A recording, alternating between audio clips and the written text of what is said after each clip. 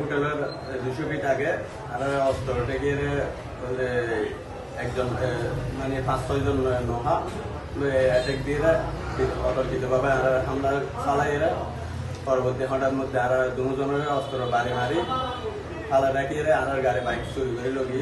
যে হতাহর তে একজন ভুক্তভোগী যিনি গত 26 আগস্ট চট্টগ্রাম কক্সবাজার মহাসড়কের হারবাং ও ইনানের মধ্যবর্তী স্থানত ডাকাতর খপ্পরত ফরগিল উগ্র নোহাগারে লই পতাটকাই চুরি মারে তাত্তুন সিনে নেওয়ায় তার শখের মোটরসাইকেল লান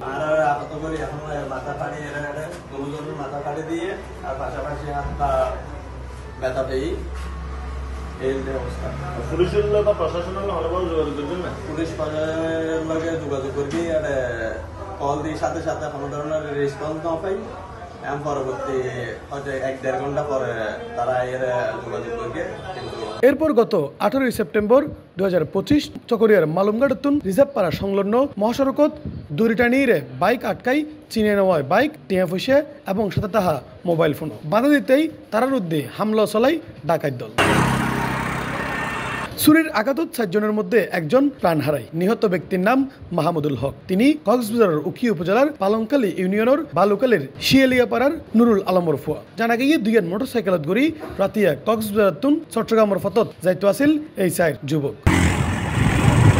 এই চট্টগ্রাম মহাসড়ক এতদিন যেই ভয়ের মধ্যে আসিল এই ভয়ের সড়ক দুর্ঘটনা গত কয়েক মাস ধরে এই সড়ক দুর্ঘটনার লই যেই বিপত্তা যুগিয়ে এই বইয়ে ডাকাত দলের হামলা আরা গত কয়েক মাসের মধ্যে সিটি গেটে তো শুরু করে চকরিয়ার শেষ সীমানা কুড়াহালি পর্যন্ত আরা জনগণের মাধ্যমে যাচাই বাছাই করি প্রশাসনের তথ্যের মাধ্যমে আরা যাচাই বাছাই করি জানিতে কি চকরিয়ার বিভিন্ন স্থানত অভিনব কায়দায় ডাকাত দলের এবং দুর্বৃত্ত দলের হামলায় যে মানুষ নিহত থেকে শুরু করে আহত হইবার অনেকগুলো রেকর্ড আরা পাই।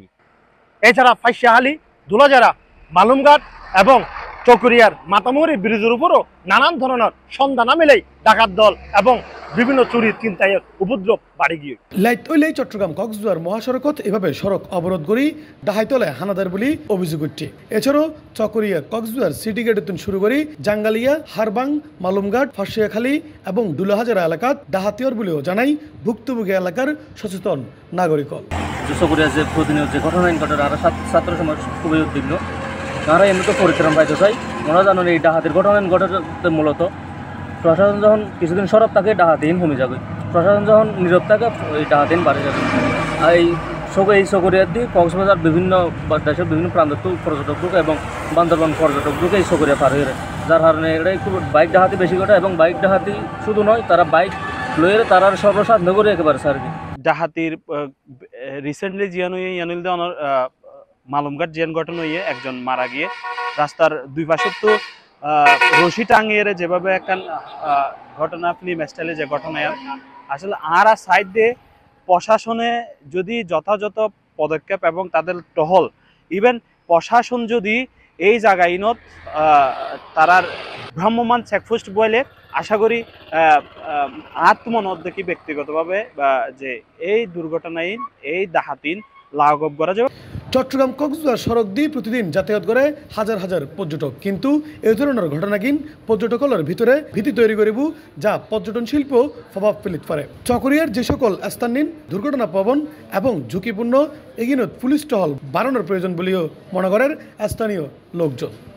দেশের প্রত্যেকখান জায়গা কি অনর পুলিশ শাসন এখন একবারে সুলো গিয়ে একবারে দুর্বল, তবে আরা চাইম পুলিশেরও কি এই আরো মানে কি তারার ক্ষমতা দিয়ে রে তারার কি শাসনের কি গিয়া গড়াফোন এই বল প্রয়োগ গড়াফোন ইয়েন কি সরকার হাসা আর আমার তথ্য হলো যে যারা বাইক রাইডার করে তাদেরকে পড়াশোনা অনেক উন্নয়ন করা পারে।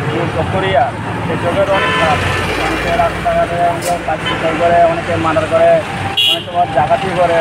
পড়াশোনার সাথে অনেক দেখছি যে বাইক রাইডারদেরকে অনেক প্রয়োজনভাবে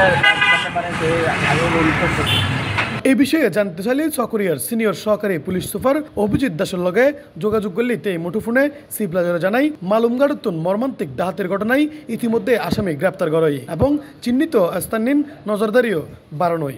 ডাকাতি প্রতিরোধে পুলিশের তৎপরতা জোরদার, টহল টিম থেকে শুরু করে সবকিছুই জোরদার করা হয়েছে এবং আমাদের ডাকাতদের গ্রেপ্তার করতে, চিহ্নিত ডাকাত এবং যেসব ঘটনাগুলো বলেছে এগুলোতে আমরা অলরেডি অনেক আসামিকে গ্রেপ্তার করেছি এবং প্রশাসনের প্রতি বা এই জনগণের যে একটা বিশ্বাস, যে একটা আস্থা, তারা হইতে লাগে যে প্রশাসন যদি একটু সচেতন হয়, যে সকল ঝুঁকিপূর্ণ এলাকা আছে ইনুর যদি তাদের নজরদারি বাড়ায় তাহলেই এই অপরাধ লাঘব হবে বলে মনে করেন স্থানীয় জনসাধারণ।